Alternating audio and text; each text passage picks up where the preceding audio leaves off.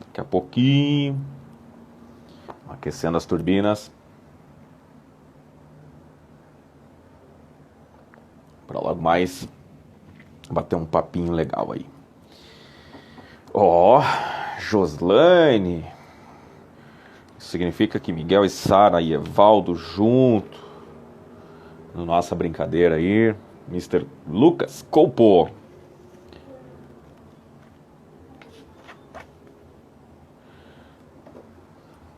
Aí, Santa Maria in the house. Olha aí. Maravilha. Esperar o pessoal vai chegando, vai se acomodando nas suas poltronas. E aí daqui a pouco eu faço um pequeno briefing. O Killing já está na área, daqui a pouco eu mando a solicitação ali para ele participar também. E aí a gente vai falar um pouco sobre jornalismo, sobre o papel da imprensa, como é que está essa relação, né? Aproveitar também, já que vai ser live, depois, se você não conseguir acompanhar tudo e tal, vai ficar no IGTV e também vai pro Spotify a versão em áudio, evidentemente. Esperar dar a hora certinha. Deixa eu controlar aqui. Temos alguns minutos. A galera vai participando ao longo do período. Oh, Mr. Pascoaleto! Isso aí.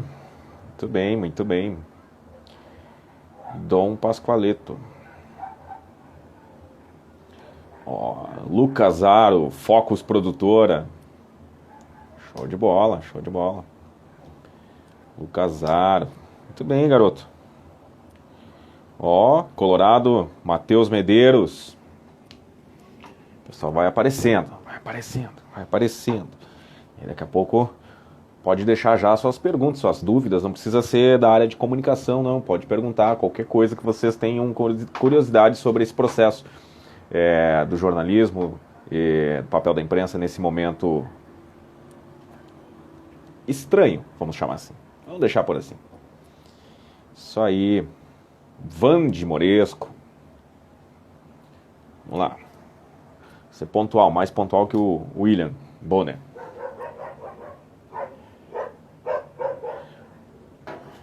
Deixa eu mandar já o Konvitovski.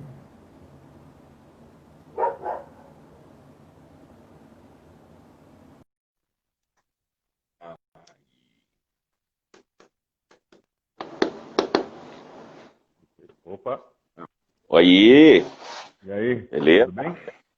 Como é que estamos? Firme, forte?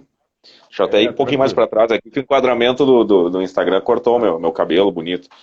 Deixa eu só tentar me organizar aqui para usar o telefone. Pronto. Deixa eu ver se eu consigo aumentar um pouquinho aqui. Eu Tá baixinho o recuo, mas volume para mim. eu recuo mais. Tu tá me ouvindo? Tá tudo bem? Pouquinho, Ótimo. tô ouvindo baixinho. Meu, Galera que tá ótimo. aí, se tá, galera que tá ouvindo, se puder dar ó, tá baixo, tá alto, dá Tá, um melhorou? feedback aí pra Melhorou? gente. Melhorou um pouco. Uhum, melhorou um pouco. Vou abrir. Peraí. Ah, Fabiano, Porto Alegre. Olha, o Valcorte tá aí. Que beleza. Foi pialo, Ó, o como diz a Valcorte. Galdergada, né? Agora foi em pialo. O Valcorte disse que ainda tá baixo o som. Ó, a primeira dama entrou no Tá melhor? Instagram. Tá melhor? Melhorou. Melhorou um pouquinho. Tem que falar É. aquela velha frase de aproveitar o timbre para gastar agora. É. Meio Pedro Hortaça, assim, aquela coisa. Brincar um pouco, Iago né? Killing in the house. O Isso Iago que aí. montou aqui, ele montou o estúdio aqui, botou luz, fez todo o ritual aqui. A gente tem que Ah, isso aproveitar aí. e ter uma estrutura de produtora, né? Em casa. Claro. Aproveita o material qualificado que tem em casa, né? Isso aí. E o cara Bom, está muito exibido porque ele tem filme dele rodou no festival em Los Angeles aí, então ele está muito bom. opa! O filme que eles se basearam no Castigo do Dostoiévski e que fizeram uma Uhum. versão cabocla do Cerrado e tal, que ficou bem, bem interessante o material. O Festival de Los Angeles acolheu lá, é um festival de curtas, acolheu e rodou lá. Acho que foi ontem que rodou. Então o bicho está Alex, poderoso. tá um chiado. Eu tô ouvindo um chiado no teu áudio aí. Não sei se é o teu fone. Será? Tem um ruidinho aí. A minha voz tá chegando limpa aí? Perfeito. Eu vou fazer uma coisa, cara. Pode ser, vamos ver. Daqui a pouco, até sem o fone, pode ser que Piorou, piorou. Piorou, melhorou o piorou. áudio. Não, tá Melhorou? melhor, tá melhor. Tá um pouquinho Ainda. metalizado, mas tá melhor. O fone Mas... tava bem baixinho e com chiado. E agora? Tá bom. Tá bem? Agora dá pra ouvir. Agora dá pra ouvir. Então é isso. Eu vou ter que tirar o fone e vou ter que É. usar a moda antiga, no direto. Aham. Raiz. É. Vamos lá, vamos começar então. Vamos transformar o nosso. E nem Oi? transição de futebol, quando o cara começa a não funcionar nada, ele vai lá, liga direto e segue o baile. Olha aí, Goico Rossi entrou. Bem na hora que você falou de futebol, o Goico entrou na nossa live aí. O Goico é o. Ah, cara, eu vou ser bem honesto. O Goico é um ícone do Internacional de Santa Maria, Alexandre. Opa! É, um dos maiores patrimônios da história do Internacional de Santa Maria. Facilmente eu posso colocar o Goico no mesmo quadradinho do Badico. E aí ele vai dizer, não, você está exagerando. Mas não tem, cara. O Goico foi um herói pro Internacional, tenho certeza disso. Sabe E aí que ele eu tá aí. acompanhei aquela partida histórica do Internacional fazendo cobertura para o jornal O Globo. Foi a minha primeira matéria assinada no jornal O Globo. Inter 3, Vasco da Gama 1, com o Roberto Dinamite em campo. Dinamite. Chave Olha aí. metálica. Eu cobri esse jogo no Globo. Que fase, hein? Bom, vamos começar aqui antes que a gente se passe nas conversas, fazer uma introdução tradicional, porque depois da live, se você não conseguir acompanhar, vai ficar lá nos nossos podcasts do Café com Careca no Spotify. Então a gente está começando essa edição extraordinária de Café com Careca, versão IGTV no Instagram, ao vivo, para a gente bater um papo sobre jornalismo, sobre comunicação, essa tal liberdade de expressão, liberdade de imprensa, como é que funciona, como é que não funciona, o que pode, o que não pode, para que lado a gente se joga nesse momento. E aí o convidado para bater esse papo conosco é o jornalista, professor, pós-doutor em comunicação, Alexandre Killen, que atualmente está na Universidade Católica de Brasília e desde o Cerrado participa conosco agora no Instagram. Boa noite para você, Alexandre, tudo bem? Boa noite, Arnaldo. Boa noite a todos que estão acompanhando essa experiência. Eu diria que é o café dos carecas, né? É verdade, é verdade. Alexandre, me diz uma coisa. Tem tanta coisa acontecendo no jornalismo, mas assim, só para quem não te conhece, não acompanhou, a gente tem uma geração nova que tá aí e já faz um certo tempo que você saiu do Hard News, né? Então assim, você foi repórter especial, repórter de rede para o Jornal Nacional e depois você migrou para a academia, um processo longo aí nesse negócio todo, e o seu pós-doutorado foi consagrado há pouco, né? Então, assim, você consegue ter uma visão dos dois lados dessa mureta, vamos chamar assim, né? Do fazer todos os dias ali, o jornalismo, e pensar um pouquinho mais ele olhando de cima da floresta. Como é que você consegue definir hoje o nosso papel enquanto jornalista? Sem entrar no fato do dia, vamos chamar assim. De um modo geral, o que mudou do jornalismo que você se apaixonou e tal, e do jornalismo que você vê hoje? Muita coisa mudou, mas eu estava mexendo em alguns livros antigos aqui, e tem um livro que eu gosto muito chamado O Arsenal da Democracia, Sistema de Responsabilização da Mídia, do Claude Jean Bertrand. Esse livro foi publicado em Paris em 1999, e a publicação brasileira se deu, na versão brasileira, na versão em português no Brasil, se deu em 2002. E em julho de 1999, eu abandonei o Sistema Globo de televisão. Então, é extremamente interessante. Depois eu tive trabalhando com a Fundação Roberto Marinho, com o Canal Futura durante um bom tempo, mas assim, o sistema comercial, eu saí em 99. Olha só o que o Bertrand escreveu no primeiro capítulo dessa obra, em 1999. E eu acho que isso é interessante para a gente começar essa conversa. Ele diz assim, abre aspas, porque agora ficou esse troço bonito, né? Cada vez que tem, abre aspas. Abre aspas. Com a globalização, nossas vidas podem ser afetadas por acontecimentos em terras distantes. Empregos, preços e saúde, numa parte do mundo, dependem dos eventos ocorridos em outra.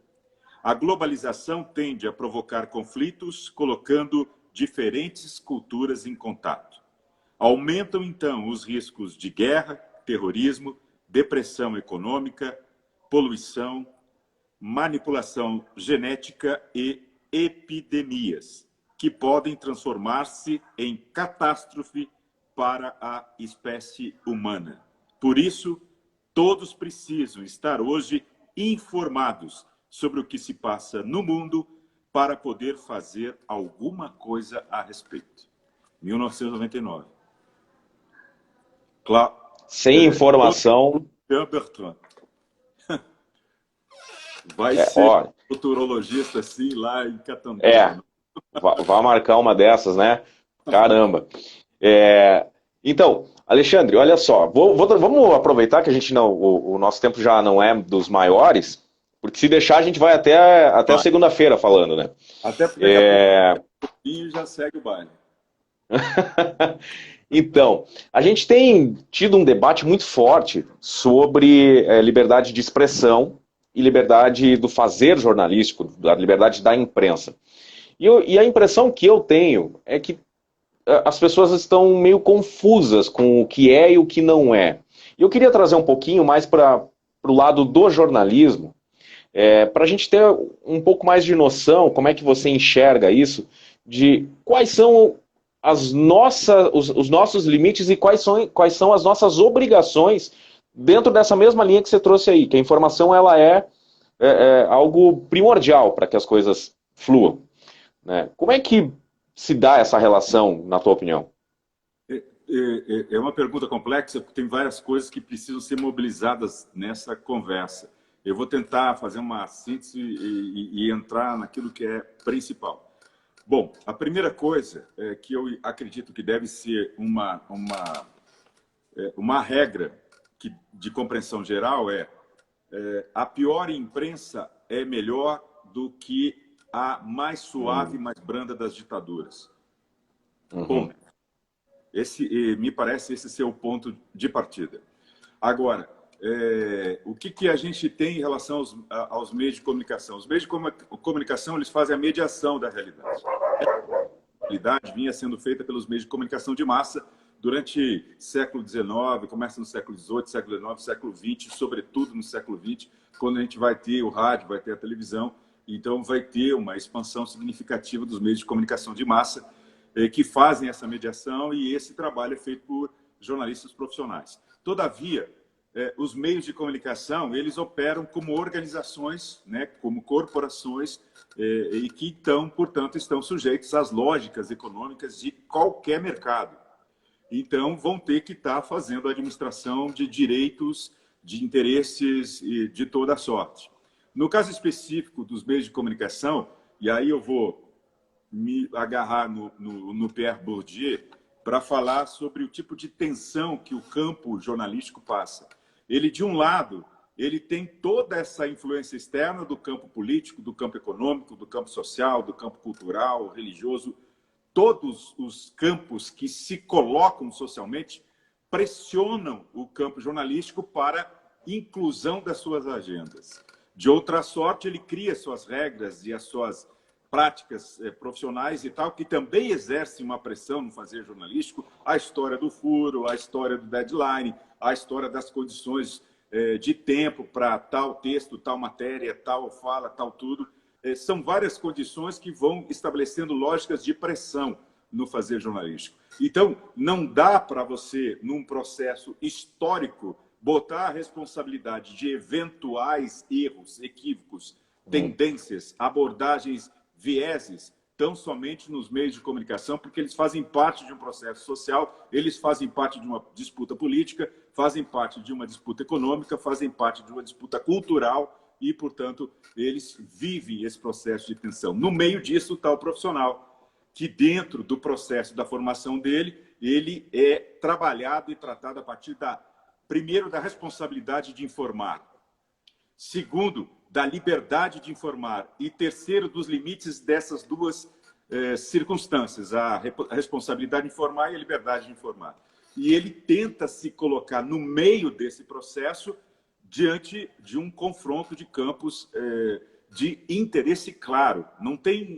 Não dá para dizer que nenhum campo é ingênuo, que nenhum campo é certo ou que outro campo seja errado. Existe uma disputa claramente de agenda, interesse, poder. No caso específico da atualidade, entrou um outro ingrediente ao longo do século XX, que é a digitalização dos meios jornalísticos e dos meios de comunicação de massa. Com o surgimento da internet, mesmo a internet, ela fica dentro de uma lógica de jornalismo online, pressionada ali também pelas mesmas lógicas. Mas a partir do momento que vão surgindo as redes sociais, que vão surgindo todos esses espaços de interação, manifestação, qualquer um agora passa a ser produtor de conteúdo, inclusive robô, que começa a fazer toda a natureza de conteúdo e tal. Só que esses produtores de conteúdo que não têm as responsabilidades profissionais e que não têm essa experiência da pressão, eles são sujeitos apenas aos seus próprios vieses, à sua própria compreensão de mundo, o seu próprio entendimento daquilo que está acontecendo.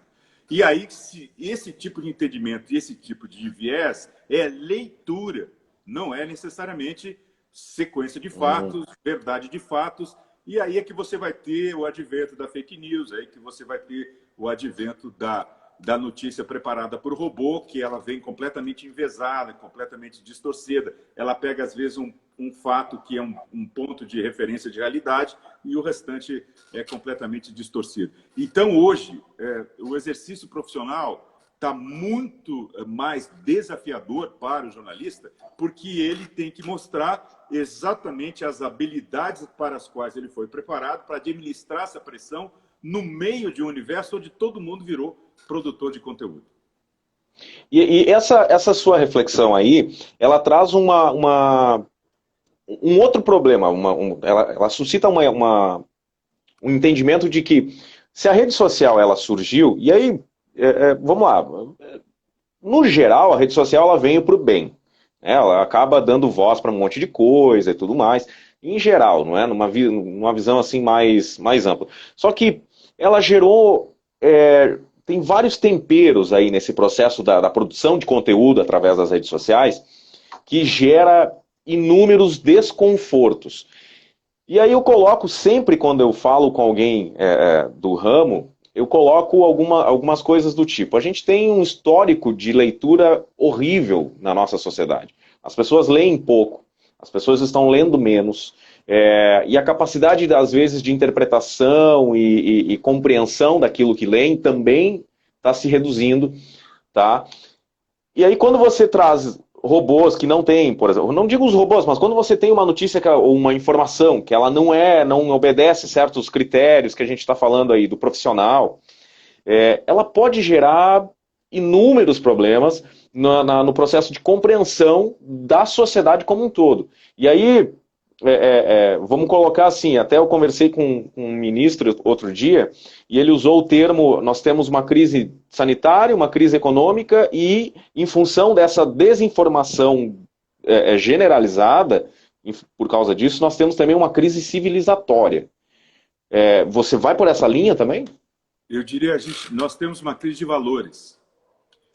E aí é preciso trazer uma reflexão um pouquinho mais complexa, que é o pressuposto iluminista, que trabalhou a lógica da construção do que a gente convencionou chamar de era da modernidade, de período da modernidade, de fase histórica da modernidade, que era toda ancorada em cima de instituições que deveriam promover o bem-estar, que deveriam promover o equilíbrio entre o direito individual e o bem comum. e a partir daí, então, conseguir o acesso de todos ao conhecimento, o acesso de todos aos bens que são necessários para a dignidade humana. E essas relações, elas serem relações iguais, elas serem relações fraternas, elas serem relações justas. Então, é por isso que a gente vai criar a justiça, a gente vai criar o legislativo, nessa dimensão, a gente vai criar a imprensa, a gente vai criar a religião, a gente vai criar o organismo social. Então, a gente vai criar um conjunto de coisas que vão estar listadas na proposta de contrato social do Rousseau, que é um iluminista que vai pautar, inclusive, uma série de referências como o próprio conceito de liberalismo clássico, que é ancorado nesse pressuposto da liberdade individual, que é um postulado presente lá no contrato social. Só que o Rousseau pressupõe uma relação de equilíbrio entre a liberdade individual e o bem comum, que é preciso, um vai até o outro e o outro vai até o limite deste. Quer dizer, não existe, digamos, uma hierarquia ou uma prevalência do direito individual sobre o direito coletivo. Então, durante todo o histórico da modernidade, se tentou trabalhar essas instituições para fazerem a moderação dessas relações. E aí que a gente vai criar um compêndio de legislação, vai criar uma lógica de desenvolvimento da ciência, vai criar uma lógica de funcionamento do organismo social, que vai estar regrado em Constituição, que vai estar regrado numa série de instrumentos que balizam essas relações. Todavia, no andar da carruagem, a gente vai ter um desenvolvimento do que a gente convencionou chamar de neoliberalismo e que ele é ancorado em alguns pressupostos que são pressupostos, digamos, da vantagem individual, do sucesso individual. E que esse sucesso individual ele vai construindo algumas referências. A principal referência que vai se constituindo ao longo desse processo é uma ideia muito ancorada na religião protestante, que vai encontrar no Tratado de Lutero e naqueles que seguiram depois o pressuposto de que não existe o pecado, que era a base, né, teológica até então, né, do catolicismo.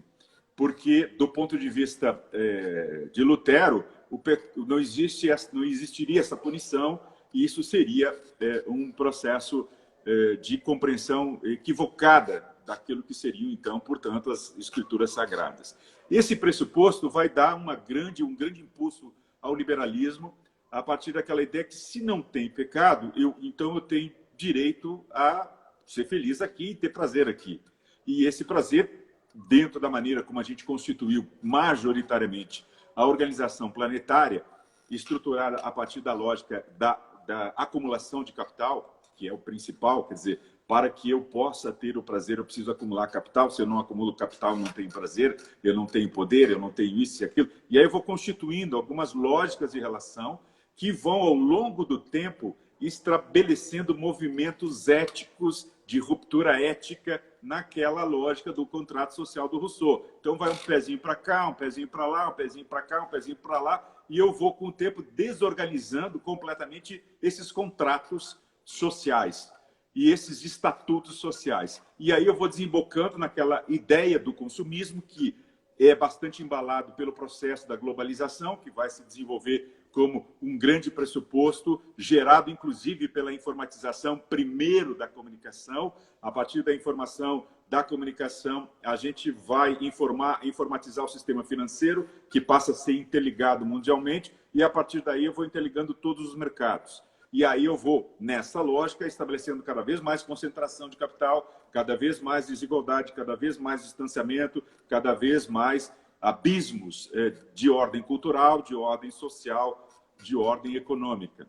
E liberando todo mundo para a lógica de que vencer é consumir, vencer, ter prazer, é poder comprar. Então, portanto, ser feliz é poder comprar. O paraíso é o shopping center. Então, eu começo a... Eu queria pegar esse gancho agora, Alexandre, que você deixou bem claro essa questão, bem evidente, que a desigualdade ela é um item fundamental nesse processo. E, de algum modo, o poder econômico, ele ele permite que as pessoas que o detêm se emprestem, se autoproclamem com mais poderes que de fato não o têm. E aí a gente tem uma situação bem delicada, porque, vamos lá, vamos acreditar que a boa informação, a transparência dos processos, ela pode contribuir para mitigar essa desigualdade, dando oportunidade para aquele que está à margem dos processos consiga entender o mundo que ele vive, a sociedade que ele está inserido e quais são os caminhos que ele pode adotar para chegar nessa questão de ter acesso às coisas. Mas, ao mesmo tempo, aquele que detém o poder econômico acredita, não, mas isso não é importante. Ele determina aquilo que é certo, aquilo que não é, e isso se mistura também um pouquinho com o poder político. Qual é o prejuízo para nossa evolução enquanto sociedade se a gente der de ombros para essa desigualdade que cada vez é maior? Tudo vai nessa lógica, né, de que o pressuposto de sucesso, o pressuposto de ser excepcional é ter, acumular. E aí, para ter e acumular, eu vou tendo um monte de infrações éticas, de toda sorte, das mais simples às mais complexas. Da história da fila, da história de estacionar em espaços e vai por aí, vai uma série de outras coisas, da história de não usar máscara, da história de romper o isolamento social, da história de querer meter o pé na porta, da história de bater em pessoas para poder justificar as minhas visões de mundo. Então, eu vou criando rupturas éticas e essas rupturas éticas vão levando a um processo de desestruturação e fragilização das próprias instituições que faziam essa moderação. Porque aí você vai entrar naquela lógica da desobediência. Aquilo que de alguma maneira regrava, você vai fazendo essas ações de desobediência, que vão das coisas mais simples a coisas mais complexas. Como, por exemplo, você desrespeitar determinações que são determinações estaduais, e independente da posição que você está, chegar num determinado estado e respeitar. Você cometeu um crime ético severo aí. E isso vai acontecendo, invadir o hospital, por exemplo, aconteceu agora, entende? Quer dizer, ocupar espaços públicos de maneira indevida, como aconteceu agora, atirar foguetes contra o Supremo, como aconteceu agora. Então, eu saio de usar a vaga do cadeirante para soltar foguete na frente do Supremo. Só vai mudando a esfera, né? Isso. E aí Só vai mudando o cenário. E quando você está aqui num processo, vamos pensar, num processo de um determinado líder empresarial, para chegar lá em cima, para poder participar da reunião almoço das federações das indústrias, ele atropela o trem. E aí vai gerando. E aí as coisas que são valores, os valores éticos, os valores morais que estabelecem essas relações, eles vão se desintegrando. E o que a gente está vivendo hoje, num processo pós-moderno, é exatamente essa relação de desintegração. Não tem valores de referência. Então, é mais importante eu proteger, sobre hipótese qualquer, a minha família, não importa o que eu faça, do que necessariamente eu entender a responsabilidade que eu tenho com o grupo social no qual eu estou inserido, o grupo social para o qual eu devo interagir, e etc. Então, essas coisas vão todas se fragilizar. Então, sim, está certa essa perspectiva de que eu estou passando por uma involução civilizatória, porque é natural. Quando eu rompo esse contrato, quando eu rompo esses valores, eu vou para isso. Então, eu estou vivendo um pressuposto da pós-modernidade que é muito mais complexa do que eu imaginava. Eu acreditava que a pós-modernidade poderia ser incorporada nessa diluição das instituições, na constituição de aproximação por identidade, desejo, gosto, e que isso não é nocivo. Quando eu vejo as bolhas nas redes sociais, eu vejo o quanto isso é nocivo. Quando eu vejo o ódio que se constituiu entre A e B, lado X e lado Y, eu vejo o quanto esse pressuposto ele é nocivo e o quanto ele é retrógrado, o quanto ele nos joga na Idade média, o quanto ele nos joga no obscurantismo, o quanto ele nos joga na incapacidade de perceber e ler a realidade, que tem a ver com aquilo que você destacou ainda há pouco, a ausência de conhecimento, a ausência de informação e a crença alucinada naquela realidade que pressupõe ser a realidade. E eu tenho entendido, numa profundidade muito maior do que eu entendia antes, o mito da caverna do Platão. Que é a história que os caras ficam presos, virados para o fundo da caverna, entra a luz do sol, eles enxergam aquela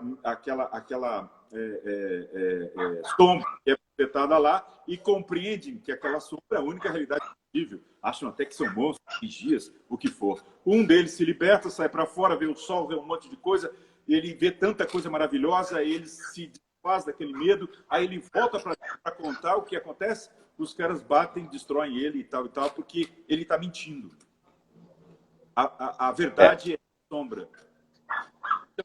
Essa frase dá para usar como chamada para o podcast, né? A verdade é a sombra.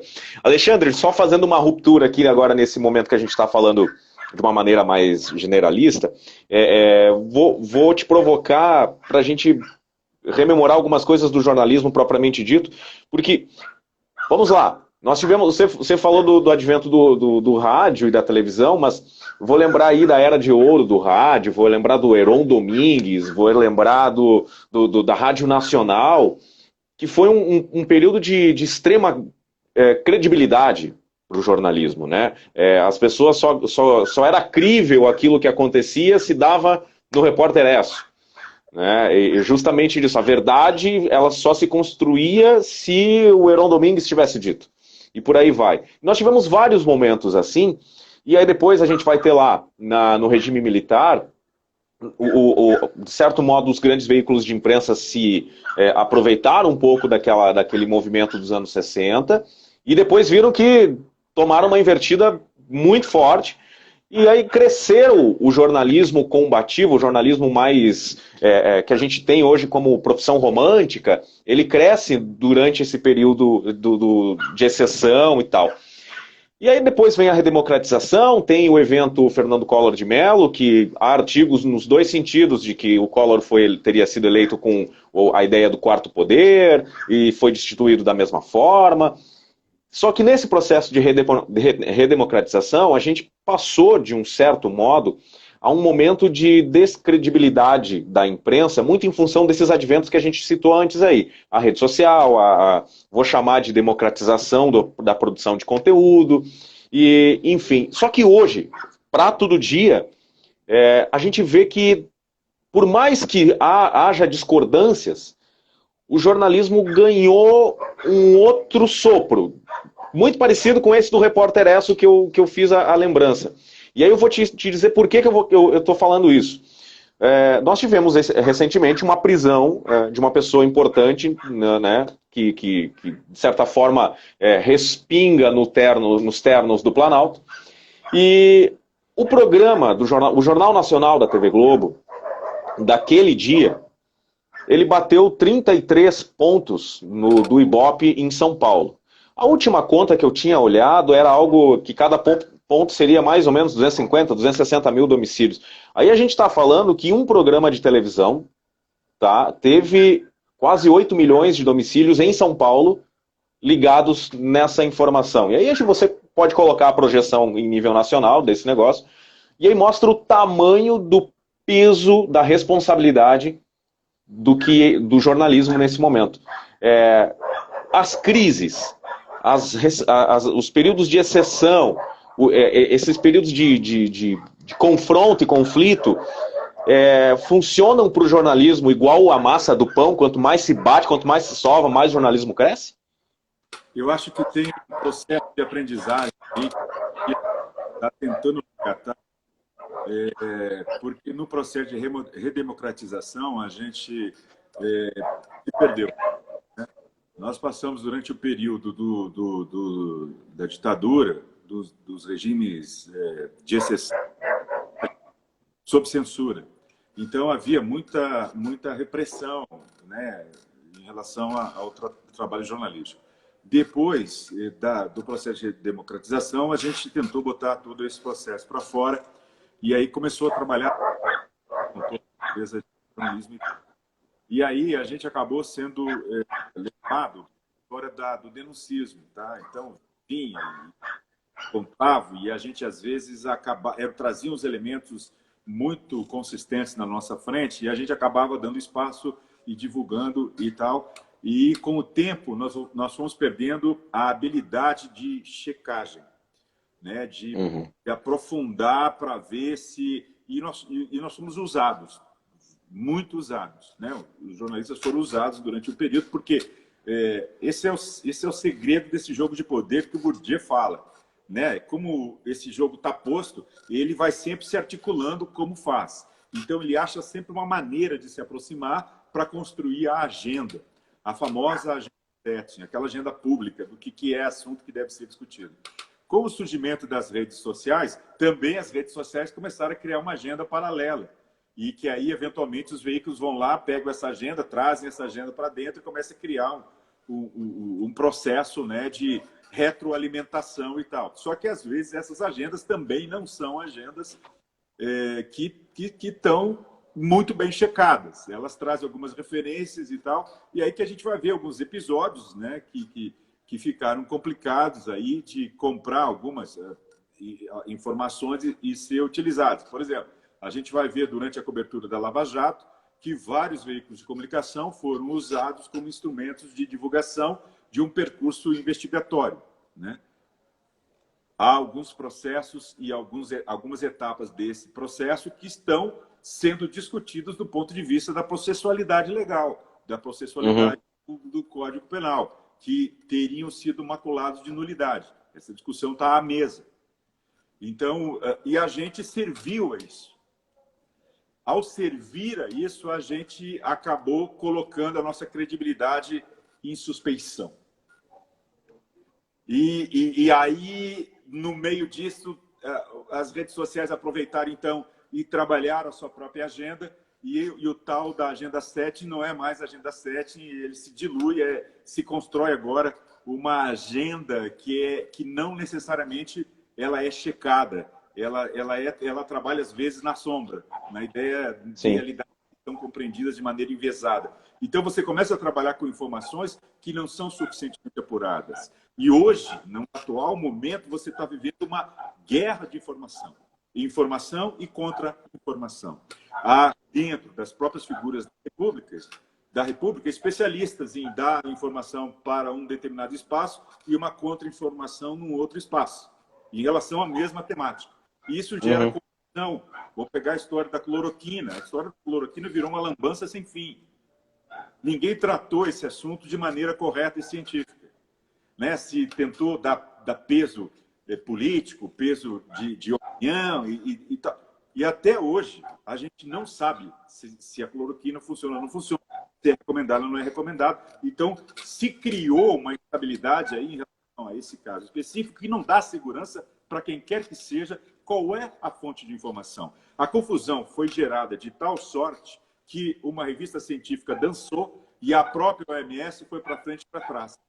Quer dizer, nesse jogo de informação e contra-informação, até a OMS foi fragilizada, a Organização Mundial. Então, imagina se uma instituição internacional é fragilizada, como que não aconteceu com os jornalistas. Foi. Então, assim, não dá para a gente só colocar a culpa nas redes sociais, e eu acho que faz parte do processo, né, do jornalismo que tomar e detendo o jornalismo brasileiro, que passou por esse período. E isto, independente daquele jogo de pressão externa, independente do jogo das práticas internas, que sempre se enfrentou e que continua se enfrentando. No meio daquilo que já era, eu gosto de uma expressão, o Bourdieu vai dizer que os valores, né, são todos os valores simbólicos de uma sociedade, são valores estruturantes, né? São eles que estruturam a maneira de uma sociedade funcionar. E as estruturas estruturadas são aquelas que dão sustentação a esses valores. E que, na visão do Bourdieu, a mídia cumpre esse papel de estrutura estruturada, de dar sustentação a esses valores. E aí, hoje, quando esses valores não estão muito claros, e as mídias sociais trazem essas leituras enviesadas, quem está estruturando os valores hoje? Então, esse desafio, o jornalista foi chamado a esse desafio, e aí qual foi a alternativa que ele teve? E eu acho que a crise é positiva. Foi voltar à origem, voltar à bela e boa apuração, criar estruturas de checagem sólidas, cada vez mais sofisticadas, cada vez mais preparadas. E isso as redações fizeram. Estão melhorando o processo do Brasil afora. Então, você vê nos grandes veículos um esforço gigante. Você vê outros instrumentos paralelos e externos aos grandes veículos fazendo esse processo. Então, me parece que o jornalismo profissional ele está se reinventando, está retomando a essência, retomando a sua origem e se adaptando às novas demandas, às novas necessidades, às novas habilidades. O caso do jornalismo de dados, por exemplo, a necessidade que a gente tem de entender um pouco mais a mineração. Dados estão disponíveis, a gente precisa aprender a processá-los de maneira mais jornalística, compreender o significado deles. Então, a gente está trazendo para dentro da redação estatísticos, a gente está trazendo para dentro da redação quem conhece mineração de dados e está fazendo com que os jornalistas aprendam a navegar nesses universos, entendendo, inclusive, há jornalistas hoje que já desenvolveram a sua capacitação em conhecimento logicial, conhecimento de computação, para poder trabalhar de forma mais fluídica. Então, a gente está aprendendo. No caso específico que você citou, do personagem, que é hoje o personagem da República, porque era um personagem que andava desaparecido e teria se colocado à disposição, a história mostrou que não foi assim, que houve toda uma tutela, toda uma proteção, todo um cuidado em relação a esse personagem, o que sugere que entre o céu e a terra tem mais coisa do que a gente consegue ver. E que provavelmente as coisas virão à tona. O próprio trabalho do Ministério Público já revela algumas pistas, mas é importante aguardar a exposição dessas pistas. O que me chamou a atenção, e por isso essas audiências chegaram nesse nível que você disse, é que o trabalho profissional feito pela equipe do Jornal Nacional na cobertura desse episódio foi impecável. Impecável. Se desenvolveu uma estrutura de narrativa em que se botou a sequência dos fatos. Aí você vai dizer, mas do jeito que fizeram prejudicou B. Perdão, B já estava prejudicado, porque esses assuntos eram assuntos que estavam enviesados. Então, não dá para você dizer, se você quiser continuar acreditando na sombra, ok, é um direito e é uma escolha, mas não dá para dizer que esta cobertura específica ela foi tendenciosa. O que não quer dizer que ao longo de outros movimentos não tenha se errado a mão. E o próprio Jornal Nacional sabe que ele mesmo errou a mão em alguns movimentos que reiteradamente teve que pedir desculpas em algumas coisas. Há desculpas históricas que foram pedidas pela própria emissora ao longo do seu percurso, por erros de abordagem, que todos nós estamos suscetíveis. Todos nós, porque é um jogo de pressão e a pressão do tempo, a pressão da tomada de decisão pode nos induzir ao erro, sim. Se chega alguém na redação com tudo certo, e essa pressão e tal, isso pode nos induzir ao erro. Agora, esse resultado foi muito bem sucedido pelo Jornal Nacional, porque a equipe trabalhou de maneira profissional, de um jeito que, do meu ponto de vista, por todo o conhecimento técnico que eu tenho, por todo o conhecimento profissional que eu tenho, foi impecável. Essa pressão que você fala tem dado para notar para quem acompanha as edições diárias do JN, né? Porque o Jornal Nacional, por que eu falo tanto do Jornal Nacional? Eu não posso ignorar que é o telejornal de maior audiência, de maior tradição e tal. Não tem como ignorar isso. E sempre foi um modelo, um símbolo de ser atingido. Até num outro programa que nós dois fizemos, eu comentei sobre o padrão Globo, né? Que você explica bem lá naquele podcast. E o Jornal Nacional sempre teve essa pecha, né, de que não, um jornal que não erra, um jornal que não falha, um jornal que apura, que faz tudo certinho e tal. E essa pressão toda, durante a pandemia e essa crise política e tudo ao mesmo tempo, a gente tem visto alguns tropeços do fazer diário, né, que não é comum ao longo dos 40 anos do jornal. Tem muita relação com essa pressão, né? Tem a ver e não é, e o Jornal Nacional foi certinho o tempo todo. Porque é só quem está dentro que sabe o quanto que a gente está tomando e correndo risco o tempo todo, né? Tomando tapa na orelha e correndo risco o tempo todo. Então já se errou outras vezes, né? Porque não é um processo simples. Uhum. A tomada de decisão se toma durante o processo de uma edição milhares de decisões, milhares, e não dá para esperar. Ah, para aí que eu vou fazer uma convenção e aí a gente vai tirar uma decisão colegiada nessa convenção. Às vezes a decisão está num grupo dirigente que tem que tomar aquela decisão. Às vezes está na mão do editor, às vezes está na mão do editor-chefe, às vezes está na mão do diretor de redação, às vezes está na mão da direção de jornalismo. E é um grupo pequeno que tem que tomar essa decisão numa velocidade muito, muito pequena. Uhum. E sem os insumos, às vezes, todos necessários. Tanto é que, às vezes, determinadas coisas não são publicadas, outras são publicadas assodadamente. Faz parte, né, do fazer jornalístico andar na corda bamba. É por isso que, até esse livro que eu citei, ele mostra um monte de instrumento que permite que a gente possa sobreviver a isso, né? Ele coloca, por exemplo, a cláusula ali, o livro cita a cláusula de responsabilidade empresarial. Já que as empresas jornalísticas são empresas, elas têm que se responsabilizar por tudo aquilo que elas fazem.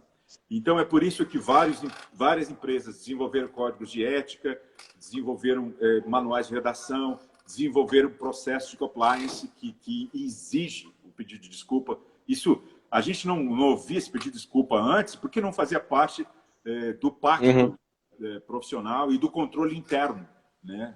Que hoje há um controle interno severo em todas as redações, não é só na Globo, isso acontece em todas as emissoras, e algumas mais sofisticadas, mais rigoroso, menos rigoroso, acontece nos jornais. O serviço de ombudsman da Folha sempre foi um serviço extremamente pesado. Eu já vi críticas duríssimas, né, no serviço de ombudsman da Folha, sobre a própria Folha. O serviço de autocrítica do Estadão... A Folha é outro veículo, né, Alexandre, que deu uma reciclada nesse perfume do jornalismo, né, nesse momento. Mas é aquilo que eu disse, a gente precisou retornar à origem, de uma maneira geral, e todos fizeram isso. Se você pegar o processo da CNN Brasil, que começou agora, ela entrou meio light no processo, entendendo o que estava acontecendo e tal, e quando ela viu, uau, foi para o meio do furacão. Bom. Aí ela teve que recorrer, né, a essas essências também e começar a fazer cobertura. Há coisas que não são defensáveis. Há determinadas circunstâncias que não é festa, né? E aí essa brincadeira aí com a CNN me faz lembrar o seguinte: se a gente pensar lá, os Estados Unidos, a CNN tem uma posicionamento muito claro, e é antagônico ao da Fox News. E isso é normal. Ninguém sofre por isso, as pessoas sabem disso. Você morou na França é mais acentuado ainda esse modelo. No Brasil a gente não consegue lidar com isso. Como é que faz? É que tem uma coisa que a gente inventou no Brasil, a história da imparcialidade que não existe. Esse é um ponto. A gente acredita na imparcialidade. Não existe imparcialidade. Vai ter sempre, a gente vai estar sempre contaminado pelas influências que a gente recebe, pela maneira como a gente compreende e tal. Então, o que eu digo que a gente tem que fazer é reconhecer esse processo que a gente é submetido e trabalhar, fazer o maior esforço possível para não ficar agarrado na sombra e tentar mostrar o sol. Esse é o desafio. E me parece que quando eu trabalho com apuração e checagem, porque é uma coisa assim que... o Armando Nogueira dizia isso. A frase não é dele, tá? Mas ele dizia isso. Não tem como brigar com a notícia.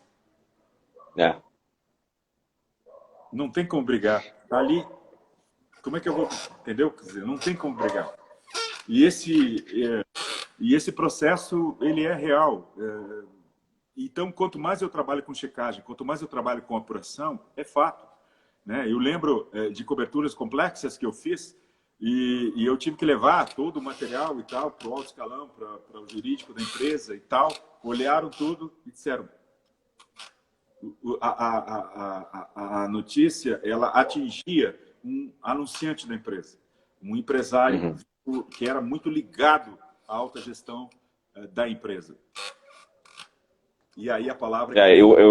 Aconteceu comigo um episódio triste, assim. A palavra para mim foi exatamente essa, do advogado da empresa. Não podemos brigar com a notícia. E aí veio a frase, é o nosso negócio. Eu ouvi isso do advogado de uma empresa que eu trabalhava, exatamente por isso. Era uma matéria maravilhosa, completinha, era um negócio sensacional, assim, tipo, desnudava algo muito importante, só que mexia com alguém muito forte para o jornal peitar. E o advogado disse exatamente isso, assim, eu não tenho condições de te dar proteção se nós publicarmos isso. Mas o que eu estou dizendo é diferente. Eu não estou dizendo nesse... A matéria foi publicada exatamente porque o jurídico disse: não posso brigar com a notícia. A notícia é o nosso negócio. Eu não consegui publicar. Aí que tá. Não consegui. Esse é o processo quando a empresa é maior. Tá? Quando a empresa é menor, a pressão é maior sobre a empresa menor. Maior. E a dependência, né? A dependência da grana é maior. Quando a empresa é maior, ela pode... Porque o risco dela em perder a credibilidade é muito maior do que perder uma... E outra coisa, com aquelas provas, ficou evidente que aquele anunciante, de alguma maneira, não seria mais anunciante. Porque é meio provável. Descapitalizado pelo aquele evento lá que estava exposto, né? Então... Agora essa nossa última fala aqui, a gente tem mais 10 minutos só, Alexandre. Como é que a gente faz? Porque a gente tem dificuldade, muitas vezes, de... Vamos chamar assim... Eu vou usar um termo bem bobo, assim, mas a gente tem dificuldade de mastigar algumas notícias, em alguns textos, ou VTs, enfim, que são produzidos, às vezes por grandes empresas e tal. Tá estranho, tá ruim, tá com ruído e tal.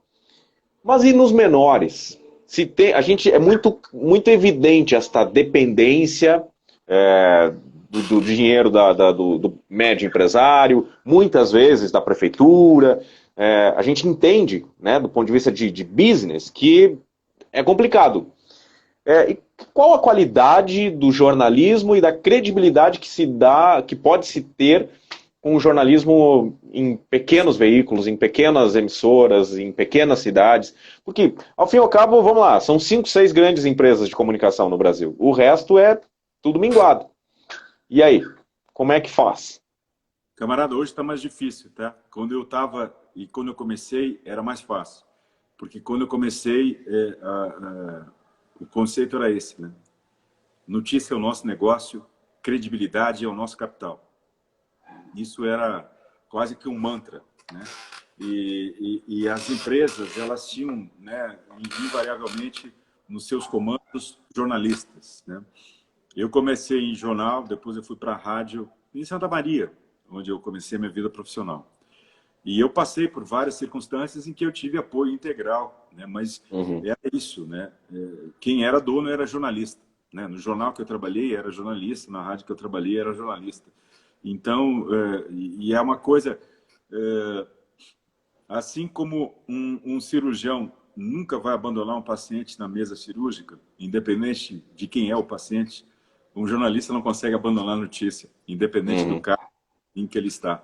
Por mais que a posição que ele seja de empresário, o empresário é obrigado a fazer uma natureza de mediação em favor do negócio dele, é um jornalista que habita ali aquele sujeito. Essa realidade não existe mais hoje, tá? Raros são os pequenos veículos do interior que você tem jornalistas comandando esses veículos, porque essa geração toda, ela ou deixou de trabalhar ou já partiu para outra dimensão, né? Quem substituiu já é um pessoal mais vocacionado tão somente para a ideia do negócio, e aí a preocupação é exatamente a rentabilidade. E a rentabilidade, às vezes, sacrifica o produto, né? E é por isso que também a gente foi apanhando na história da credibilidade jornalística, porque muitas vezes ela foi sacrificada. e o produto ficou sacrificado.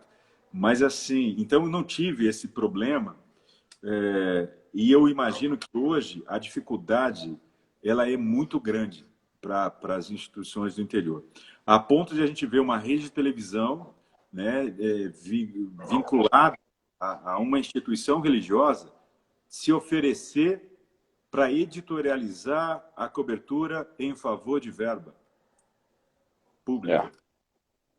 Isso é triste, profundamente triste, né? Porque quando você faz um movimento de jornalismo profissional numa direção, você vem de novo com a história, né, da notícia, uma mercadoria à venda, que é uma coisa que passou por nós e realmente isso se materializou e isso fez parte da tensão presente claramente na Constituição do jornalismo brasileiro, né?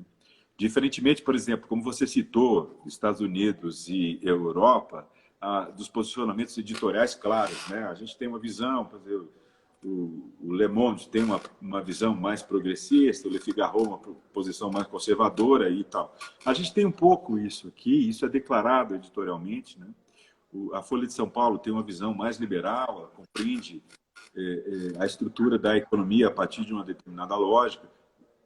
O Estadão é mais conservador e tal, e daqui a pouco, dentro dessa crise, todos eles estão trabalhando com a mesma agenda, estão trabalhando com uma agenda quase que ancorada nesse notícia, é nosso métier, não tem o que fazer. E olha só, nos últimos minutos aqui, é um contrassenso, de certo modo, que o jornalismo no interior ou nas pequenas cidades, ele venha nesse processo, porque essa pandemia agora, ela traz uma oportunidade de ouro, de colocar esses pequenos veículos lá no mesmo padrão de ter acesso, pelo menos às fontes.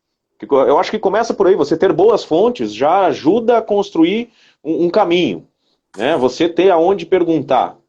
E aí eu vejo assim, vamos lá, CNN, Globo, né, Globo News, tá todo mundo fazendo isso aqui que a gente está fazendo.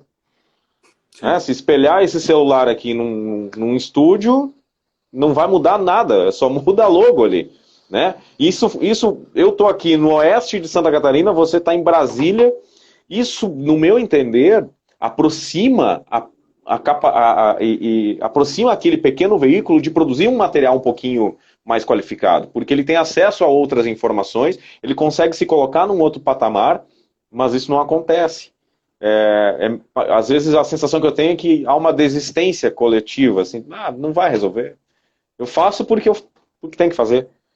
É um pouco melancólico isso que eu estou falando. Pois é, eu não sei, eu acho que é um pouco de acomodação, tá?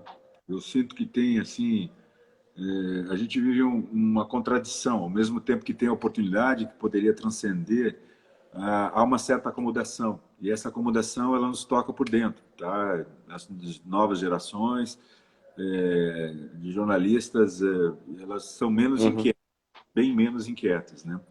As nossas gerações eram muito inquietas, né? Eu lembro que eu peguei um gravador daqueles maior do que os livros que eu tenho aqui, peguei um ônibus e fui para a Encruzilhada Natalino fazer o acampamento lá, que virou depois no MST. E eu tive a oportunidade de fazer um documentário radiofônico do acampamento que foi, digamos, o ponto de construção e de organização, né, do maior movimento social da América Latina.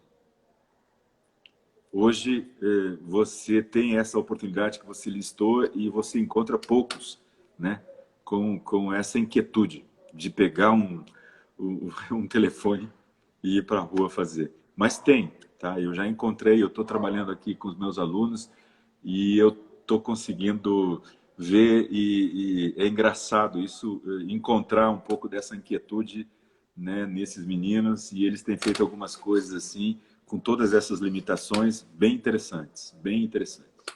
Ó, temos aí 20 segundos para encerrar, Alex. Quero só te agradecer pelo papo.